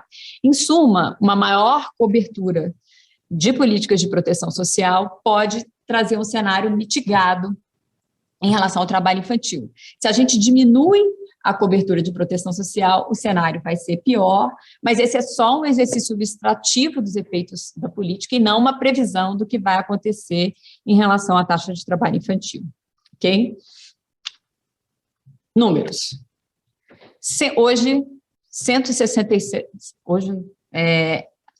em 2020, antes da Covid, 160 milhões de crianças estavam em situação de trabalho infantil no mundo. Dessas, 79 milhões estão em trabalhos perigosos. Esse é o percentual de crianças e adolescentes de 5 a 17 anos. O que a gente pôde verificar é que o progresso global que acontecia, né, desde os anos 2000, a queda que houve aqui até os anos de 2008, 2012, 2016, esse progresso ele foi estancado, né? Ele se estagnou desde 2016 e houve, inclusive, um aumento no número de crianças e adolescentes trabalhando. Hoje a gente tem 160 milhões de crianças, e em 2016 nós tínhamos 151 milhões de crianças. E essa faixa em vermelho são as crianças em trabalho perigoso. Se a gente desagrega os dados por região, a gente percebe que a América Latina e o Caribe, eles ainda mantêm um progresso consistente desde 2008, mas se a gente observa a África subsaariana, é exatamente onde o aumento ocorreu, né? A África subsaariana não acompanha as evoluções da América Latina e Caribe, da Ásia e Pacífico. Ele foi impulsionado, mais detalhes aqui, nós temos uma redução na Ásia e Pacífico de 62 milhões para 48,7, na América Latina de 10 milhões para 8,2 milhões, mas na África, já há algum tempo, a tendência de aumento do número, ela é bastante considerável. O que isso... por que isso nos aflige, né? Porque nós temos metas a cumprir, metas de desenvolvimento sustentável, de eliminar o trabalho infantil, e isso exigirá um esforço muito maior, políticas de aceleração da diminuição da queda do trabalho infantil, né? Então, em todas as regiões, para que a gente consiga atingir as metas de 2025 e 2030, há um número enorme de percentual de crianças que precisamos atacar.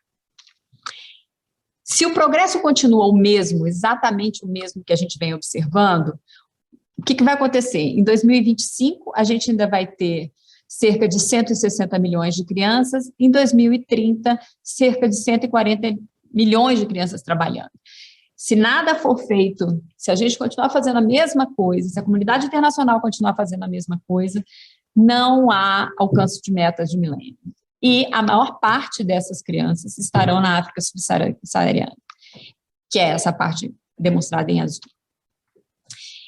Bem, se a gente vai falar sobre desagregar por idade, há um dado muito curioso e alarmante de que o aumento se dá na faixa etária de 5 a 11 anos de idade. Essa é justamente uma faixa etária que precisa de maior proteção.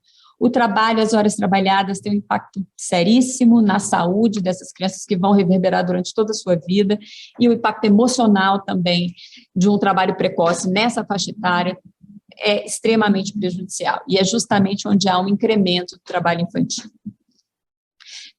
Entre 12 e 14, a gente percebe uma redução, entre 15 e 17 também, mas há um aumento na faixa de 5 a 11 anos de idade. Ele é mais prevalente em meninos de todas as idades, independente do setor. Os meninos fazem um total de 97 milhões e as meninas 62 milhões, independente da faixa etária. Se a gente estende a definição de trabalho infantil para incluir tarefas domésticas por mais de 21 horas por semana, esse gap entre meninos e meninas diminui, né? Então, quando o tema do trabalho infantil inclui as tarefas domésticas, a gente vê que há uma diminuição entre o gap de meninos e meninas, mas mesmo assim, homens ainda têm uma prevalência maior. Em termos de área rural e urbana, 122 milhões estão na área rural, ele é muito mais comum em áreas rurais, e O setor agrícola, a agricultura, é de longe a maior parcela do trabalho infantil em todo o mundo, independente da faixa etária, e é a agricultura o setor que mais emprega essa mão de obra infantil. Bem, para crianças de 5 a 14 anos, o trabalho perigoso constitui uma parcela importante em todos os 3 setores.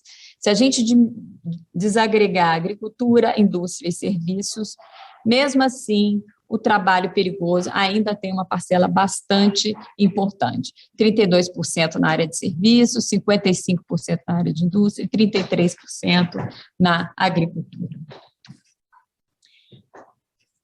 Outro dado interessante é que a maior parte das crianças está trabalhando dentro da sua própria unidade familiar, né? Também independente da desagregação por idade e por setor e por região, ainda há uma concentração dessas crianças nas unidades familiares. Por isso é fundamental fortalecer as famílias, né? Meios de sobrevivência dessas famílias, principalmente em áreas rurais. Dados são importantes para que a gente possa focalizar as políticas, né? Então, essa é uma informação relevante que pode orientar políticas para essas unidades familiares. Se a gente desagrega crianças envolvidas em trabalhos perigosos e crianças em trabalho infantil, as que estão em trabalho perigoso têm ainda menos probabilidade de frequentar as escolas, né?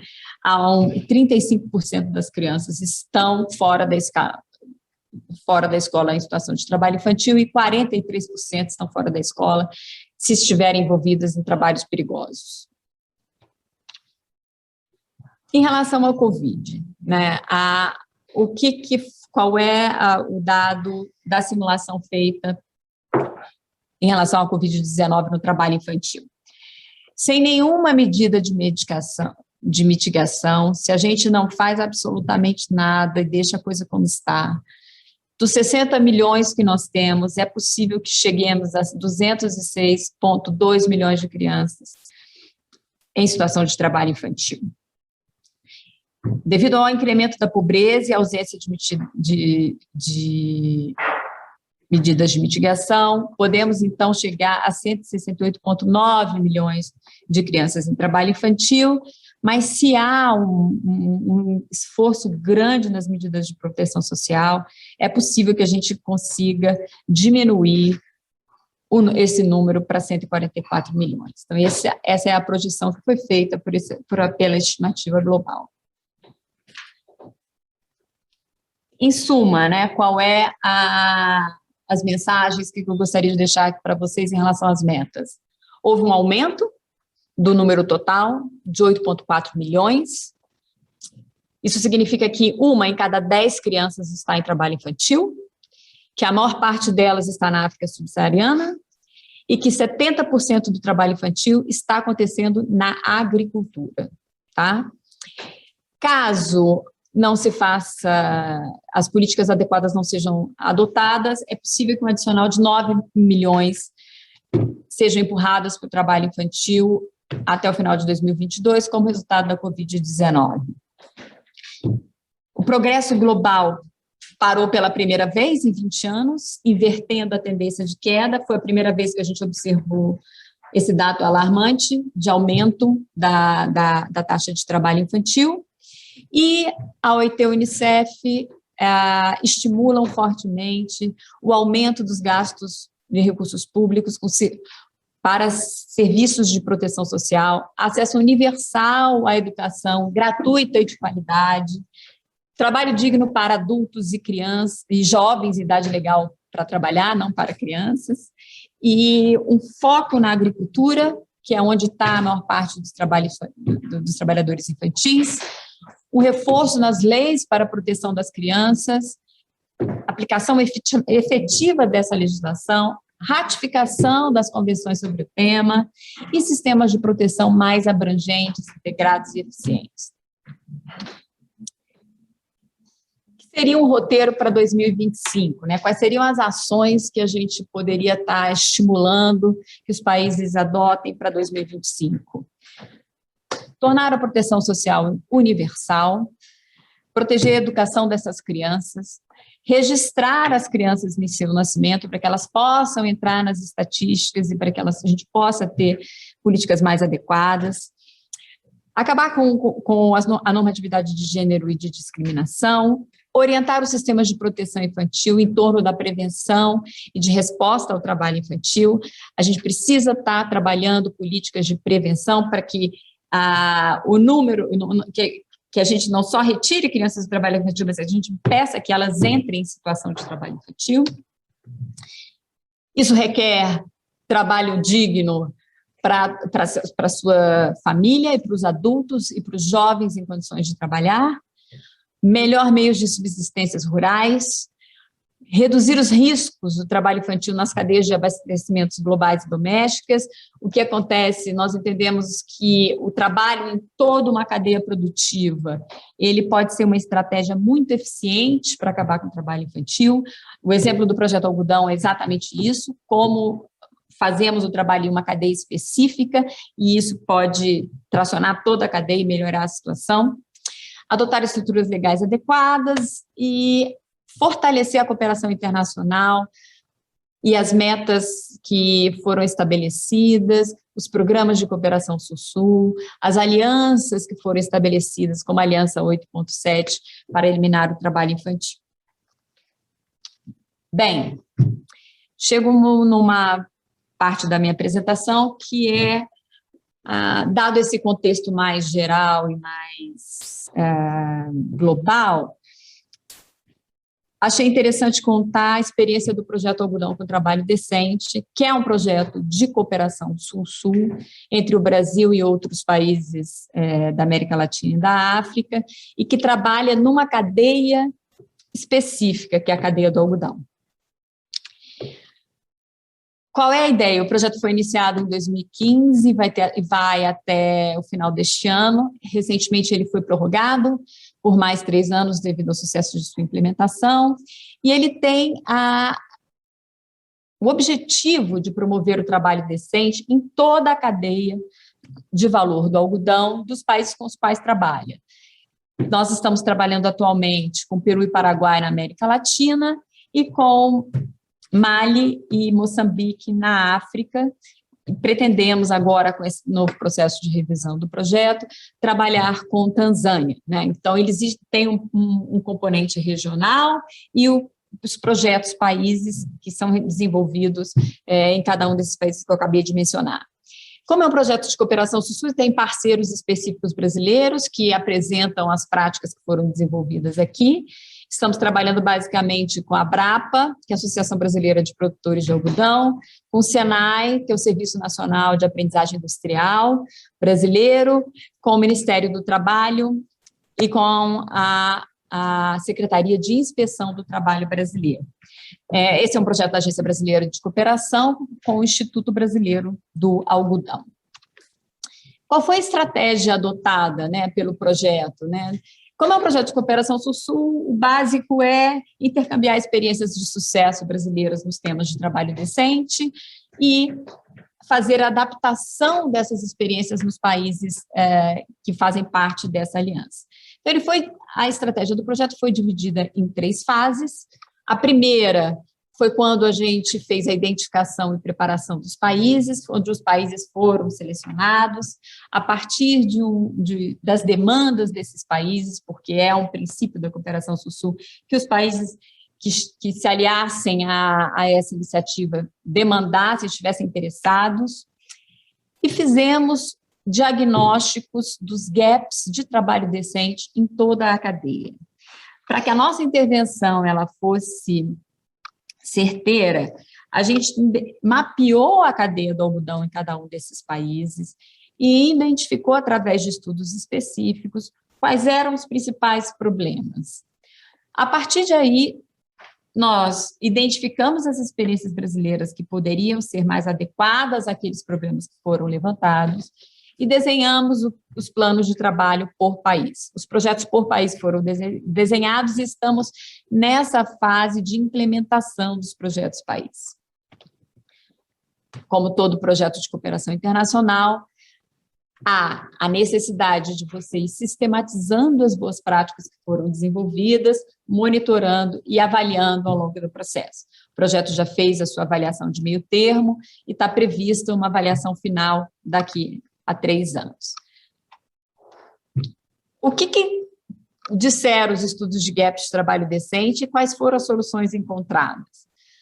Os estudos de gaps de trabalho decente, nessa primeira fase da cadeia, que é o cultivo e o descaroçamento do algodão, identificou trabalho infantil, muitos acidentes de trabalho, ausência de legislação trabalhista adequada para esses casos, falta de inspeção do trabalho qualificada, falta de metodologias de inspeção do trabalho na agricultura, há uma dificuldade de que a inspeção chegue na agricultura, onde, por exemplo, nós temos o maior número de crianças trabalhando, um diálogo social muito frágil nessas famílias, informalidade, seguridade social, políticas de seguridade social que incluam essas famílias muito debilitadas, discriminação no trabalho, principalmente uma invisibilidade do trabalho da mulher em toda a cadeia produtiva, e especificamente na produção do algodão,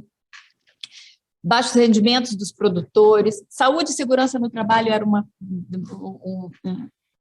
problema recorrente, o uso de pesticidas de maneira equivocada, o uso de pesticidas por crianças e mulheres, isso na primeira fase da cadeia. Se a gente trabalha essa parte da cadeia, que vai desde a fiação, tecelagem, design, têxtil, as fragilidades em relação à capacitação profissional, baixas oportunidades para jovens, o currículo de capacitação profissional ele não é adequado às projeções do setor têxtil e de confecções, e deficiências na formação profissional para adequar o profissional aos postos de trabalho necessários.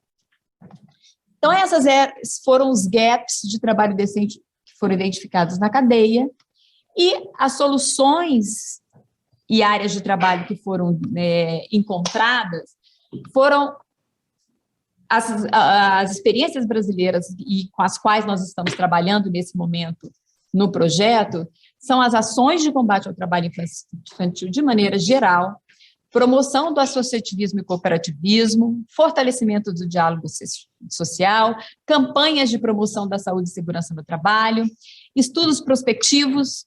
O Senai tem uma metodologia de estudos prospectivos muito interessante do setor têxtil, que compartilhou com esses países, fortalecimento da capacitação profissional. Bom, e a inspeção, as políticas que são benéficas para todo o processo da cadeia é o fortalecimento da inspeção do trabalho, o fortalecimento e monitoramento de programas nacionais contra o trabalho infantil e análises comparativas de legislação, que dá muita luz em relação ao que é aprovado no Brasil, o que é aprovado em Moçambique, Peru, Mali, etc. Essa cooperação legislativa traz muita luz sobre os problemas e é uma ferramenta interessante que a gente aborda no projeto. Em suma, o que já aconteceu nos projetos país? No Paraguai, nós estamos trabalhando com mais de 41 instituições, fizemos 5 publicações, o foco é o trabalho infantil. Estamos com o Paraguai desenvolvendo um sistema para monitoramento da estratégia nacional. Um dos pontos mais difíceis em relação a planos e programas nacionais é saber como monitorar a sua implementação, saber como esse plano chega até a ponta. Então, há um investimento nessas ferramentas eletrônicas que facilitam o monitoramento dessa estratégia e muita campanha de sensibilização, campanhas nacionais de sensibilização para o tema. Perdão. Aqui um exemplo das campanhas que foram desenvolvidas no Paraguai para a eliminação do trabalho infantil, reforçando o ano internacional, com um alcance muito grande nas mídias, e a gente entende que ainda é muito importante sensibilizar para o tema, principalmente num ano internacional como esse. Chegamos no Peru, que teve um fortalecimento muito grande na área de formação profissional e de capacitação. Na segurança e saúde no trabalho, fizemos diversas campanhas para os agricultores, materiais de sensibilização sobre a Covid, capacitação de inspetores do trabalho para o tema. Temos 835 pessoas impactadas, muitas instituições envolvidas, e o projeto no Peru é considerado um caso de sucesso importante, né? Nas campanhas com as quais nós trabalhamos no Peru, mais de 2 milhões de pessoas foram impactadas pelas diversas processos que nós desenvolvemos. Aqui tem exemplos dos materiais, dos estudos prospectivos que foram desenvolvidos, cartilhas para pequenos agricultores de como usar material de proteção, de como fazer todo o processo de plantio do algodão. Também trabalhamos com a saúde e segurança em todo o setor têxtil, materiais de formação do setor têxtil, fichas para a Covid-19, vídeos sobre a Covid-19, focado na agricultura.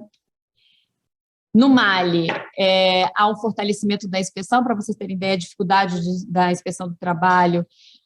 Os inspetores do trabalho trabalham com motos no Mali, para conseguir se deslocar, é a forma mais fácil que é desenvolvida. A gente está muito focado no trabalho infantil e na inspeção do trabalho, como capacitar inspetores para o trabalho infantil, fazendo análises institucionais do que a gente chama Célula Nacional contra o Trabalho Infantil, o que eles precisam reforçar, qual é o trabalho que precisa ser desenvolvido. E em Moçambique, a mesma coisa, com a peculiaridade que em Moçambique há um fortalecimento das associações locais. A promoção do diálogo social rural, ele é ainda muito incipiente, e quanto mais nós fortalecemos as associações locais, mais chances a gente tem de gerar renda para essas famílias que estão trabalhando no algodão. Lições aprendidas, né? Algumas questões desse projeto.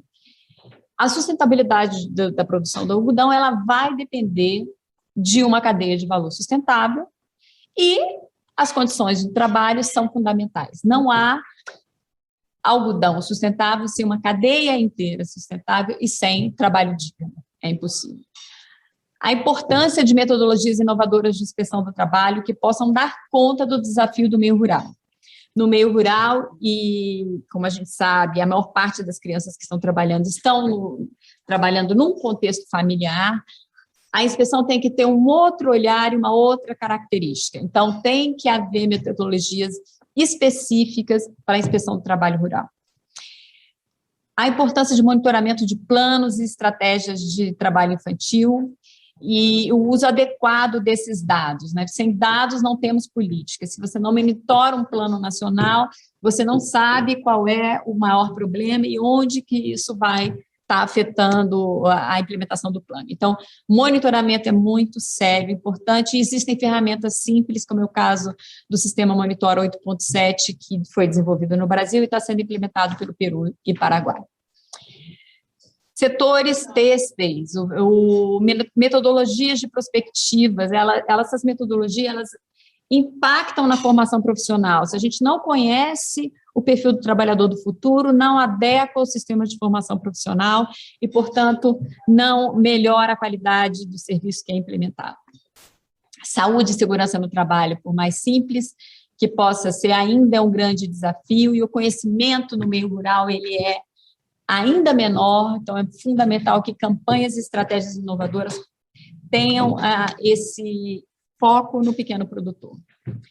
E em tudo que nós formos trabalhar, importante de estar dando uma olhada para as questões de gênero, né? Em toda a cadeia, quando se trabalha as questões de formação profissional, de inspeção e etc., é preciso ter um olhar específico para as questões de gênero e como as mulheres e tenham ainda um perfil muito invisibilizado, principalmente na agricultura.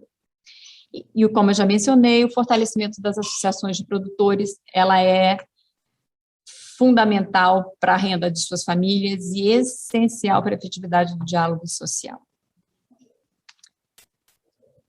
Isso, muito obrigada. Terminamos por aqui, no momento. Obrigada, Fernanda.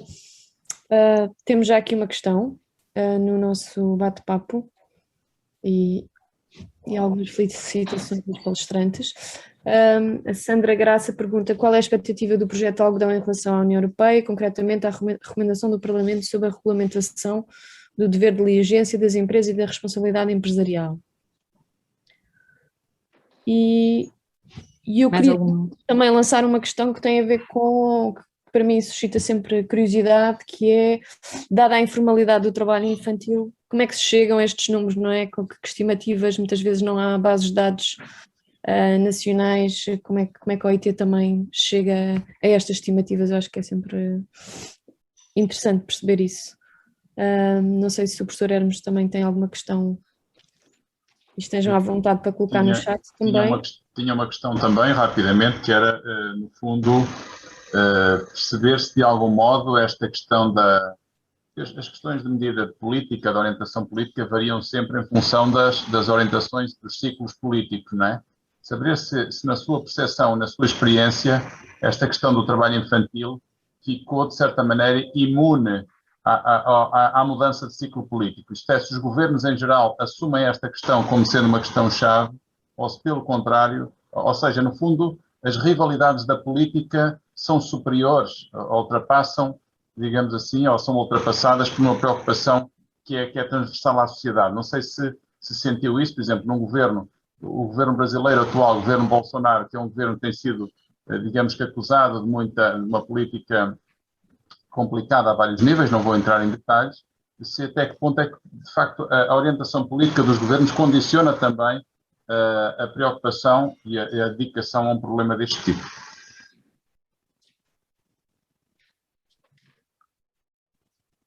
Bom, em relação à primeira pergunta, em relação à União Europeia, como é que o projeto vem concretamente trabalhando em relação ao parlamento e à regulação do dever de diligência das empresas? O projeto não vem abordando essa questão, né? O projeto ele é um projeto especificamente para a América Latina e África, centrado nas experiências brasileiras de promoção do trabalho decente. Então, curioso saber, por exemplo, de que o Brasil não tem uma metodologia de trabalho específica para uma cadeia de valor, são políticas mais globais, políticas de erradicação do trabalho infantil, por exemplo, de distribuição de renda, políticas de inspeção, que aplicadas a uma cadeia produtiva geram um contexto maior e interessante. Entretanto, nós entendemos que sem o diálogo social e sem a parceria de todos os setores, da ponta até o final, não há possibilidade da gente atacar um problema dessa natureza. Então, a experiência nossa em relação ao desenvolvimento de cadeias produtivas, nós começamos por um diagnóstico da situação e, através de uma articulação entre todos os atores atuantes naquela cadeia produtiva, se estabelecem metas e ações para serem desenvolvidas para melhorar as condições de trabalho naquela cadeia. Bom, em relação aos dados, as estimativas globais, né, as fontes de dados, elas são bastante variadas, nós trabalhamos com censo, com pesquisas domiciliares e uma série de dados também administrativos, e essas fontes de dados estão melhor determinadas no relatório da estatística das estimativas globais, que eu posso ter o prazer de compartilhar com vocês, e são aproximações também, há algumas aproximações, e toda essa metodologia mais específica de como a gente chega nesses números, eu confesso que ela é de responsabilidade dos meus colegas da sede, e eu estou trabalhando com os resultados dessa metodologia. Então, mais informações eu teria o maior prazer de referir vocês aos nossos colegas em relação a esse tema. Em relação às políticas, essa é uma pergunta muito curiosa, né? E claro que nós observamos que algumas políticas que impactam o trabalho infantil são políticas de Estado e não políticas de governo, né? Então, a redução da pobreza, ela é uma meta que pode ser considerada uma meta de Estado, uma política mais assim, mas obviamente que a mudança de governo e de orientação, ela impacta fortemente o trabalho infantil. Então, se você tem políticas menos, governos mais conservadores e com um perfil mais de menos proteção social, isso vai impactar fortemente no trabalho infantil. E nenhum progresso, a gente não pode se dar por vencido. Por exemplo, as estatísticas mostram isso, que apesar da gente ter uma queda consistente do número de crianças, da gente ter conseguido diminuir o número de crianças em situação de trabalho infantil, a gente tem um aumento agora em 2020 que surpreende a todos. Então, eu acho que é preciso estar vigilante para que sejam mantidas as políticas que, de fato, contribuem com o fim do trabalho infantil e que garantem o direito dessas crianças e adolescentes, que assegurem os direitos das crianças e adolescentes. Por exemplo, a gente está sempre trabalhando com medidas provisórias, com decretos que reduzem as idades mínimas para o trabalho em todo o mundo. Então, é sempre um trabalho da OIT de fortalecer os governos para que mantenham a idade mínima no patamar de acordo com as convenções internacionais e explicar que redução de direitos não é o mais adequado. Mas, sim, é um desafio manter as políticas nas mudanças de governo. Nós temos, eu não sei se a Fernanda está a ver, penso que não, nós temos uma pessoa que tem trabalhado as questões do trabalho infantil, que é a Cecília Chocón, que é argentina. Eu penso que ela está, se ela quiser formular a questão oralmente, pode fazê-lo. Cecília, está escutando? Sí, gracias. Muchas gracias, profesor. Muchas gracias, Fernanda. Muy, muy interesante su presentación. Yo le quería preguntar, ¿qué opina usted sobre los movimientos de niños y niñas trabajadoras que existen en algunos países de América Latina, ¿no? Como Perú, Bolivia, Paraguay, que defienden el derecho de los niños a trabajar, incluso bajo el argumento que recrea una capacidad de agencia y el derecho a la participación y demás? ¿Qué opinión le merece a usted este argumento acerca del trabajo infantil? Muchas gracias. Sim, eu aproveito essa pergunta para também responder uma pergunta que está no chat sobre se crianças que normalmente vemos vendendo águas, doces, se essas crianças são consideradas, se isso é considerado trabalho infantil. Bem, temos que ter muito cuidado ao avaliar esses programas e esses movimentos, né? São movimentos legítimos, são vozes legítimas, mas a gente tem que estar sempre observando em que medida há a exploração da mão de obra infantil, né?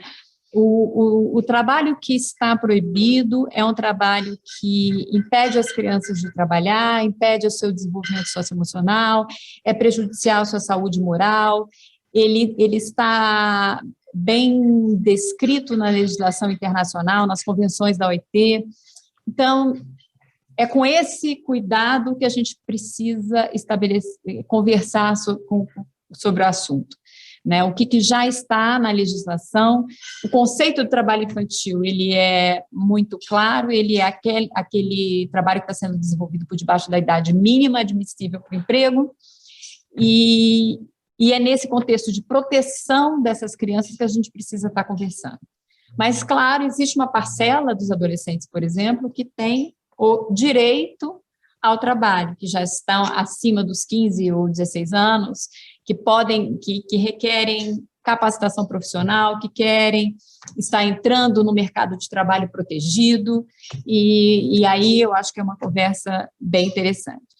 Essas crianças que estão trabalhando nas ruas, vendendo águas doces, muitas vezes estão trabalhando para uma outra pessoa, estão sendo exploradas, seja pelo seu vizinho ou pela sua própria família, estão em situação de risco muito, muito sério e, muito provavelmente, podem estar com dificuldade de ascender, de frequentar a escola e, a depender do caso, depender da sua idade, é uma situação de trabalho infantil, sim.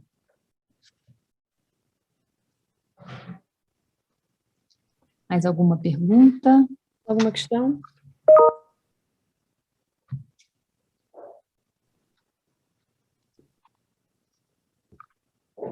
Estamos muito pontuais aqui a cumprir com os nossos... Qualquer questão também podem depois até enviar à posteriori, que nós também fazemos chegar alguma questão que surja, algum pedido de informação adicional, nós também estamos disponíveis para depois partilhar mais informação.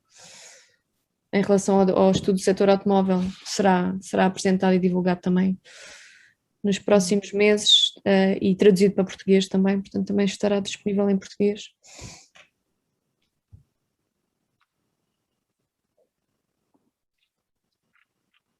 Há uma última pergunta aqui no chat, se existe algum tipo de exploração dos ninhos migrantes venezuelanos na região. Eu acho que a situação das crianças migrantes, de uma maneira geral, ela requer um cuidado muito sério. Não sei especificamente nenhum caso específico desse público que foi mencionado, mas existe toda uma preocupação nas metas para 2025 em ter um olhar muito específico para as crianças migrantes, porque essas sim estão mais vulneráveis ainda que outros públicos específicos. Então, sejam venezuelanos ou de qualquer outra nacionalidade, situações de crianças em conflitos sérios, a gente conhece como é a situação de migrantes, inclusive em outras regiões do mundo, e essas são realmente uma população muito fragilizada e que precisa de um olhar atento das políticas globais, inclusive.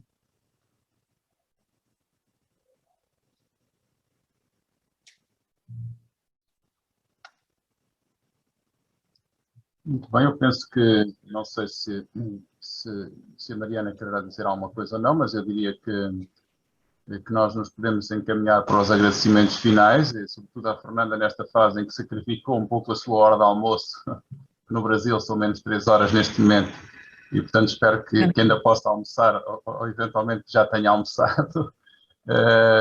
Ainda não. Ao David agradecemos também muito, porque ele teve que sair, porque também teve outros compromissos que já tinha assumido.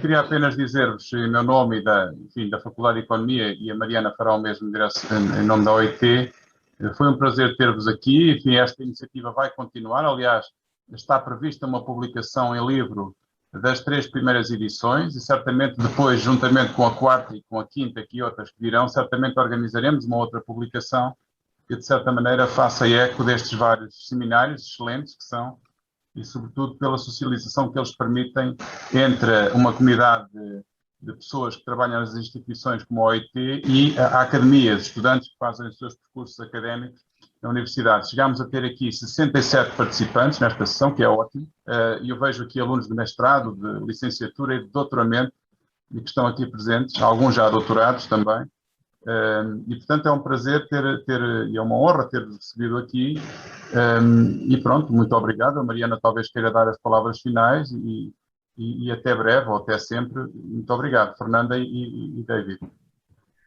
Muito obrigada, Hermes. Eu agradeço muitíssimo a oportunidade de conversar com vocês. Estou à disposição para qualquer outra dúvida que tiverem, mesmo depois. Se quiserem me dirigir alguma pergunta e algum comentário. E, por fim, dizer que acabar com o trabalho infantil é uma tarefa de cada um de nós. Então, que cada um pode contribuir, assim, dentro do seu universo, com esse problema que é tão triste na nossa atualidade. Tá bom? Muito obrigada. Okay. Muito obrigado. Então, para terminar, gostaria só, para além daquilo que já foi dito, dizer que esperamos que esta seja a última sessão virtual da Cátedra, que infelizmente não houve possibilidade de realizar desta vez, ainda os trabalhadores, os funcionários da OIT ainda não têm total mobilidade para se deslocar em missões, infelizmente, mas esperamos que seja a última vez e para a próxima possamos reunir e visitar Coimbra. Queria também dizer que estamos disponíveis, o que falo também pelo professor Hermes, para receber sugestões de temas, que foi algo que também tivemos a fazer o nosso brainstorming, mas é ainda mais interessante também com a vossa colaboração e que temas que suscitem interesse, e esta iniciativa também pretende estimular também as vossas reflexões, a vossa investigação em meio académico e, portanto, daqui até à próxima cátedra poderão também fazer chegar algumas sugestões. Acho que isso também é interessante, isto não ser uma coisa top-down, mas que venha também das vossas reflexões e dos vossos interesses. E pronto, espero também contar com todos vós na quinta sessão da Cátedra e desejar-vos bom trabalho, bom ano letivo. Muito obrigada. Obrigado a todos, boa tarde. Boa tarde, obrigado. Boa tarde. Boa tarde, até logo. Deus, boa tarde.